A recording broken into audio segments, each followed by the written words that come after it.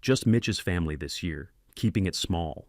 That was it. 6 words, no greeting, no signature, just a text from my mother sitting like a slap across my phone screen. I was in my office at the time, corner suite, 4th floor, glass windows looking out over the Hudson River, and I swear, I felt my stomach drop straight through the floor. I stared at it for a while, tried to blink it away, but it was still there. Mitch is my brother, older by 3 years, golden boy since birth. He could mow the lawn, and they'd act like he invented grass. He stayed in Indiana, took over Dad's equipment shop, married his high school sweetheart, had 3 kids and a couple of golden retrievers. Picture-perfect Hallmark family.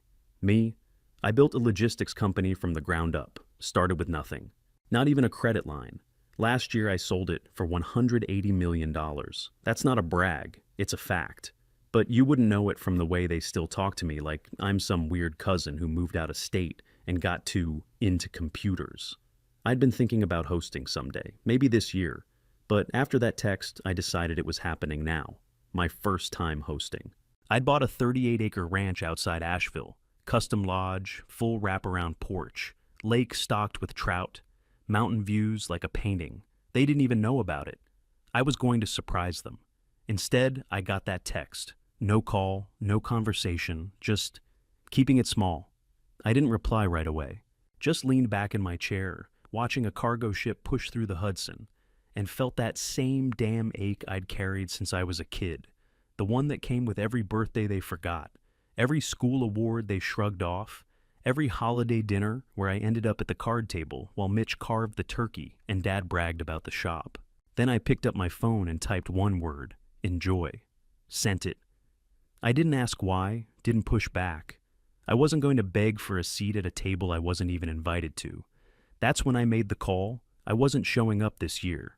Not to sit in silence while they doted on Mitch like I didn't exist. I was done playing the quiet role. Quick note, before listening, share which city or country you're watching from. I wasn't going to be left out again, not after everything I built. I'd celebrate my way this time, and they'd find out, one way or another, just how small I wasn't. The truth is that text from my mom wasn't new. It was just louder. Growing up in Fort Wayne, Indiana, I got used to being the other son. Mitch had his photo in the paper by the time he was 16. Local star QB leads Northside to playoffs. He'd walk into the diner on State Boulevard and get free pie. People slapped him on the back, asked about the game, called him a natural. Me, I was the quiet one.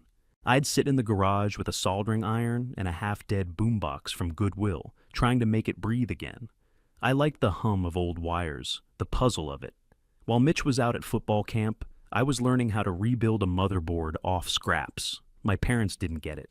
I'd come into the kitchen, covered in grease, excited about something I'd built. "Hey, Mom, I just got 2 computers talking to each other downstairs," I'd say. And she'd go, "That's nice, Danny," without even looking up from her People magazine. Then it was, "Did you hear Mitch might get scouted this year?" Or, "Becky's parents are so proud of him." Becky was Mitch's girlfriend. Blonde, braces, head cheerleader. She used to wave at me when she came over, but never said more than hi. I don't blame her. I wasn't part of their world. Even when I got into Georgia Tech, full ride, engineering scholarship, Dad didn't blink. "Georgia's far," he said. "You sure you wouldn't rather stick closer to home like Mitch did? He's already working part-time at the shop. Could use the help." That was the first time I realized they didn't see me. Not really. At family dinners, I'd talk about my classes or the projects I was working on. And within 10 seconds, Mom would cut in. "Oh, Mitch is thinking of expanding the shop. He's so good with people. Every damn time." And somehow, I always ended up at the kids' table, next to the cousins who still thought the internet was just email. I was right there, and still invisible. They forgot my birthday once. I was 22. Called home, and Mom said, "Oh no, was that today?" She promised to make it up to me, but it never came. What did show up a few weeks later was a Christmas card with a photo of Mitch's family in matching sweaters. No note, just the card. I kept it. Not because I cared, but because it reminded me how easy it was for them to leave me out. Years later, I'd hear my parents telling people, "Mitch took over the family business. He stayed local, raised his kids right." They never mentioned what I was doing. Not the company I was building, not the contracts I landed, not the teams I led. Just silence. I remember once I flew back for a family BBQ. I was already running my first logistics startup, burning out, trying to make payroll every week. I brought Mom a handmade wooden jewelry box I picked up in Colorado. "Thought of you when I saw it," I said, like I wasn't even there. Those years stacked up, little cuts that built into something heavier. I didn't say much, just kept working. Built my own life in pieces, moved city to city, slept in tiny apartments, never missed a holiday at home, but never really felt home either. And no matter how far I got, how much I grew, I stayed that kid in the garage. The other one. The quiet one. The one they never bragged about. By the time I turned 24, I was sleeping on an air mattress in a one-room flat off Delmar Boulevard in St. Louis. Paint peeling off the windowsills. Radiator that rattled like it had asthma. No AC. I'd eat canned chili 5 nights a week and spent the other 2 debating whether I could afford eggs and toast. Didn't matter. I was building something. I was running freight on the side. Just enough cash to keep my internet on. And writing code at night. Sketching out an app that could predict supply chain delays for small hospitals. At the time, it sounded dumb. Nobody cared about that kind of stuff until the shelves were empty. But I saw it coming. All it took was one broken link in the chain, and people died waiting for ventilators.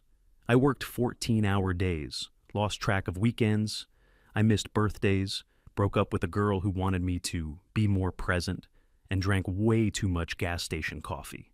I failed twice. Once because I took on the wrong investor. The second time because we tried to scale too fast. Nearly lost everything. But I didn't miss payroll. Not once. My guys stuck with me because they knew I'd bleed before I let them go hungry. It wasn't just a job. We were building a lifeline. When COVID hit, hospitals started calling. Fast. Suddenly, everyone needed what we had. Real-time rerouting of medical supply deliveries. We could track a shipment of blood bags from Tennessee and redirect it to a trauma unit in Chicago before the nurses even knew they were running low. We were the back-end heroes, invisible and necessary. By year 2, we were running logistics for 37 hospital systems across 3 states. I didn't sleep. I was living on adrenaline, spreadsheets, and takeout. Then came the offer. A Fortune 100 company wanted to acquire us. At first, I didn't believe it. I thought it was a phishing scam. But the numbers were real. So was the wire transfer. When the ink dried, I had more money in my account than I knew what to do with.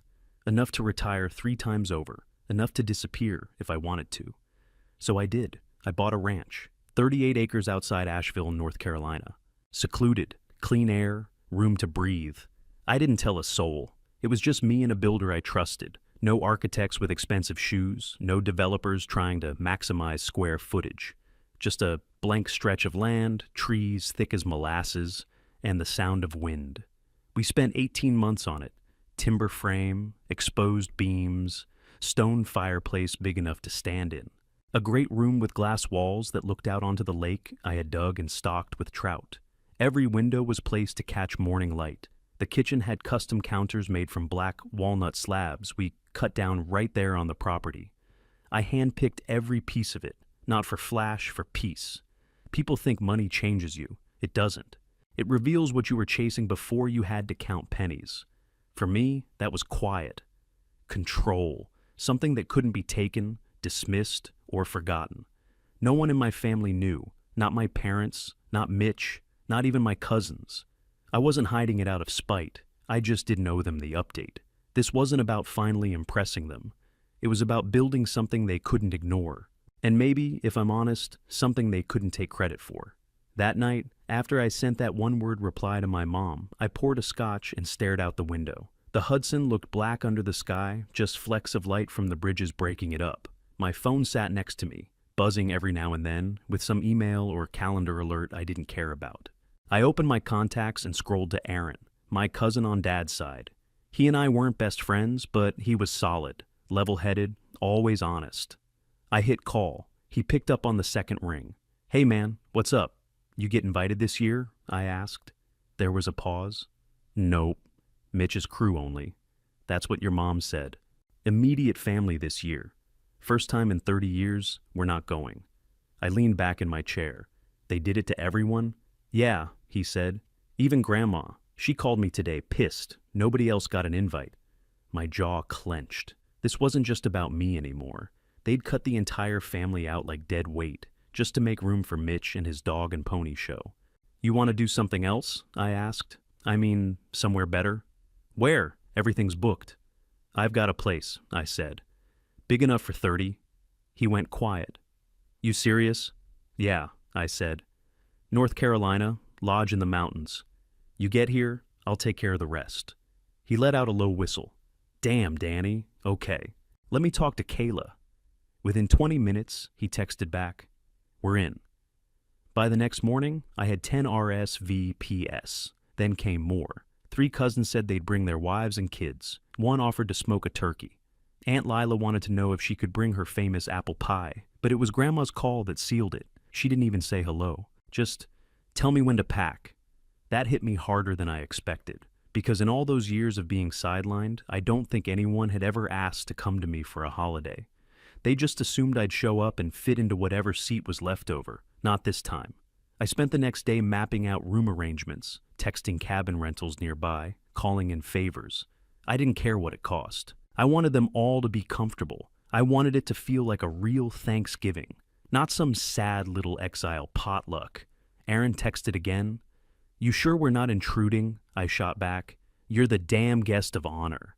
He sent a thumbs up, then added, can't wait to see what you've built. Neither could I, because for once, it wasn't about proving anything. It was about finally choosing who I wanted at my table. I flew out to Asheville a week early, landed just before sunset. The mountains were washed in orange light, and the air smelled like pine and cold dirt. First thing I did was drive straight to the ranch, windows down, letting it hit me. I'd really pulled this off. My estate manager, Tom, met me at the front steps with a clipboard and a walkie clipped to his belt. We're feeding 30, I told him, and I want it done right. Got it, he said. We already confirmed the chef. Do you want past hors d'oeuvres or buffet style? Neither. I want family style, big plates, full table.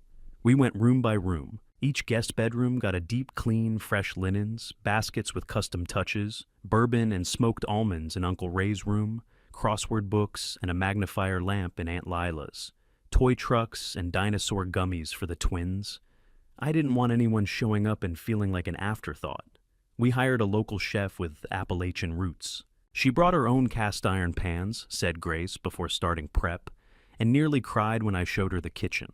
By Tuesday, the cabins were booked and stocked, firewood stacked, hot cider on tap. I made sure the great room had enough seating and checked that the surround sound worked for Grandma's old jazz CDs. And on Thursday morning, they started to roll in. First was Aaron, driving a rented SUV with Kayla and their 2 kids. He stepped out, stared at the lodge, and just said, "Holy shit," I grinned. "You made it." He shook his head, still looking up at the beams. "This is yours?" "Yeah, it's mine." After that, it was like a parade. Eli showed up with his new girlfriend, first time anyone had met her. He walked through the front door, mouth open, and said, "I thought you were still doing IT stuff." I laughed. "I was. Now I do this." Uncle Ray gave me a bear hug and whispered, "You always were the dark horse." Aunt Lila cried when she saw her room and said, "No one's made me feel this welcome in years." I kept moving, greeting, pouring drinks, answering questions. Every face that came through that door reminded me how long it had been since any of us were treated like we mattered. By 5 o'clock, the house was alive. Kids racing down the hallway, someone strumming a guitar on the back deck, Eli starting a fire pit out by the lake. You could hear laughter through every wall, and then we sat down to eat. The long table filled the great room, candles flickering, bowls passed hand to hand. No kids' table, no toasts from Dad, just all of us, equal, welcome, fed. The fireplace popped behind us. The ceiling echoed with clinking glasses and real conversation. I looked down the line and saw 30 people who'd been brushed aside just like I had, and not one of them looked bitter. They looked home. Halfway through dessert, Grandma leaned over and tugged my sleeve. "Come here, Daniel." I followed her out to the entry hall where it was quiet. She took my hand. "You gave us back Thanksgiving." I opened my mouth, but she kept going. "We needed this more than you know. You could have shut us all out and no one would have blamed you, but you opened your doors instead. That takes guts." Her voice cracked, but she didn't cry. Just gave my hand a squeeze, then walked back in like nothing happened. I stood there a second, letting that settle. Not because I needed the praise, but because it felt like a damn breakthrough. This wasn't Mitch's house, or my parents'. This wasn't a rented hall or a potluck in a church basement. This was mine, and for the first time in my life, they came to me. The morning after Thanksgiving, I woke up to my phone vibrating nonstop on the nightstand. 6 missed calls from Mom, 3 from Dad, 1 text from Mitch that just said, "Really classy move." No one said a word all year, and now suddenly they were all blowing up my phone like I'd stolen something. I tossed it on the bed and went downstairs. By then, most of the crew was already up, eating breakfast burritos and pouring coffee. Aaron had mapped out a hiking trail by the lake. Aunt Lila was setting up a card table for a puzzle. It felt like a Saturday at summer camp. When they left for the hike, I finally grabbed a mug and slipped into the library. Dark wood walls, leather chairs, big window looking out over the water. I sat down, took a sip, and called Mom. She picked up on the first ring.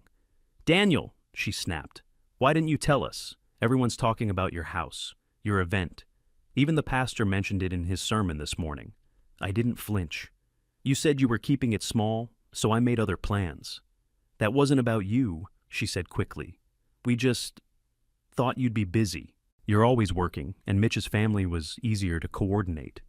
So you just cut out the rest of the family?" She exhaled hard like I was being unreasonable. "You're blowing this out of proportion." From the next room, I heard Grandma's chair creak by the fire. Then her voice, "Put them on speaker, Danny." I didn't hesitate. Hit the button. "What's this about?" Dad's voice came through.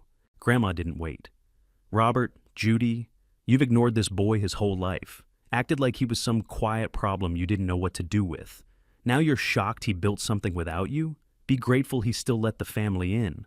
Dead silence. I leaned forward, not saying a word. Grandma kept going. "You ever think maybe if you'd made space for him at your table, you'd be at his now?" More silence. Then Dad muttered, "That's not fair." "No," she cut in. "What's not fair is how he got treated all these years." Mom finally spoke again, voice lower now. "I didn't mean to hurt anyone." "Then listen for once," Grandma said. "This isn't about a dinner. It's about who you show up for." I let the weight of it hang in the air. They didn't argue, didn't apologize either, just sat there, probably trying to come up with a way to spin it. I ended the call without another word, set the phone down, leaned back, and stared out at the lake. And for the first time in years, I felt something shift, like a knot that had been sitting in my chest since I was a kid had finally started to loosen. After I hung up that call, I didn't touch my phone for the rest of the day. Let the cousins hike, let Grandma nap by the fire, let the twins build pillow forts in the hallway. I just let it all breathe. No more noise, no more explaining. That night, I cracked a beer and sat on the back deck, feet up on the railing, watching the sky go black behind the ridgeline. Then the texts started. First one was from Mitch. No greeting, no punctuation, just, "Didn't expect that, but I get it." I stared at the screen for a long time. Part of me wanted to ignore it. Part of me wanted to tell him it was too little, too late. Next day, Mom sent one. "Can we come visit sometime? Just the 2 of us?" Then Dad, "Saw pictures. Looks nice. Proud of you." No question mark, no follow-up. Just tossed out like a comment on the weather. I didn't answer right away. Let it sit. Some things didn't need instant replies. Some things deserve space. But when Grandma asked if she could stay another few days, I wrote back immediately, "You can stay as long as you want." She smiled from her chair near the fireplace and said, "That spot has my name on it." I told Tom to keep her room warm and make sure the fridge stayed stocked with her favorite ginger snaps. Over the next week, messages kept rolling in from cousins. "Next year too? Best Thanksgiving we've had in years. We're in if you are." None of them mentioned Mitch. No one asked where my parents were. They didn't need to. This wasn't about who wasn't there anymore. It was about who showed up. Eli called me one night. "You know what you did, right?" "What?" "You shifted the whole damn thing. Took the holiday and flipped it. We used to just show up because it was tradition. This actually felt like family." That landed deeper than he probably meant it to. Because all my life, I'd been orbiting their table, showing up out of obligation, trying to belong in a space that never saw me. Now, I wasn't chasing that seat anymore. I was building something different, something that looked like me, felt like me. And the people who got it, who felt it, that was the only crew I needed. Christmas rolled around, and for the first time in a long time, I invited the old crew back. Just them. My parents, Mitch, Catherine, his wife. No big guest list. No cousins, no aunts, no uncles. I wasn't about trying to impress anyone. I wanted to see if they could meet me where I was now. They showed up a few days before Christmas Eve, all packed into Mitch's SUV, looking like they were driving into a whole new world. I met them at the door. Mitch stepped out first, just like I knew he would. That look on his face, the same one he used to get when he saw someone else's success. A little skeptical, a little impressed, but mostly distant. "You really built all this?" Mitch asked, looking up at the lodge, then back at me. "Every square inch," I said. No pride, no apology, just fact. Mom and Dad didn't say much at first, just glanced around like they didn't know where to put their eyes. I watched them. The tension in their shoulders, the way they couldn't quite settle into the space. Like they didn't belong. Like I didn't belong in their world anymore. We had dinner in the great room. No fancy silverware. Just family-style plates, roast beef, mashed potatoes, a few bottles of wine. The conversation started slow, like we were all strangers trying to find common ground. But then it started shifting. We talked, really talked. No small talk, no weather reports, no Mitch talking about his shop. We went deep, about business, about resentment, about all the times I'd shown up and still felt like I was invisible. Dinner got real. We talked about old wounds, the times I felt invisible. It wasn't easy, but they listened. Mitch didn't say much. He listened. But he wasn't the talker. He'd never been. I figured he was just thinking through it all, figuring out where he fit into this new version of me. After dessert, when everyone was standing up to leave, Mitch pulled me aside. Didn't say a word at first, just put out his hand. I shook it, and before I could pull away, he said, "You did good, Danny, real good." It wasn't much, but it was enough. They left later that evening, Dad shaking my hand, Mom giving me a half hug. It wasn't perfect, but it was a start. A small one. That night, I stood by the window in the great room, watching the snow fall. It was thick, swirling in the cold night air, blanketing everything in white. I could hear the faint sound of wind outside and the crackle of the fire behind me. For once, I wasn't bitter. I wasn't wishing they'd been different, or that I'd been different, or that things had gone a different way. I was just damn glad I'd finally shown them who I really was. New Year's Eve, I stood on the dock behind the lodge, bourbon in one hand, the other shoved deep in my coat pocket. The wind was sharp off the lake, biting through the layers, but I didn't care. Stars stretched clean over the water, no city lights to wash them out. I just stood there and breathed it in. Didn't feel like the end of a year. Felt like the end of something bigger. I thought about that kid in the garage back in Fort Wayne, the one with burnt fingers from soldering irons, listening to his parents brag about Mitch scoring another touchdown. That kid used to stare at blueprints and wonder if any of it would matter, if he'd ever be more than a footnote in someone else's family photo. He didn't know it back then, but he was laying the groundwork. Now, I had 38 acres to my name, 2 companies, a family chat that actually included me, a life that looked like mine, not the one I was told to settle for. Cousins were already tossing ideas around in the group thread. Thanksgiving 2.0, cabin themes, potluck rotations. It was turning into a thing, a real thing. Grandma calls me once a week now, not just to check in, sometimes just to talk. She said she sleeps better up here, that the fireplace is her new favorite sound. And then Mom sent me a recipe last week. Corn pudding, folded up in a card that said, "Thought you might want something from home." I read it twice, not sure if it was an apology or just a peace offering. Either way, I kept it. Maybe things will get better, maybe not. They might slide back into old habits next year. They might not come at all. But here's the difference. I'm not waiting for a seat anymore. I built my own damn table. And it's big enough for anyone who ever made me feel seen. That's the rule now. Show up or don't. But the door's open. No more chasing approval. No more hoping someone finally notices. Just me. Living the life I built. On my terms. I raised my glass toward the lake. The wind howled and I smiled into it. "Here's to the boy in the garage," I said. "You made it.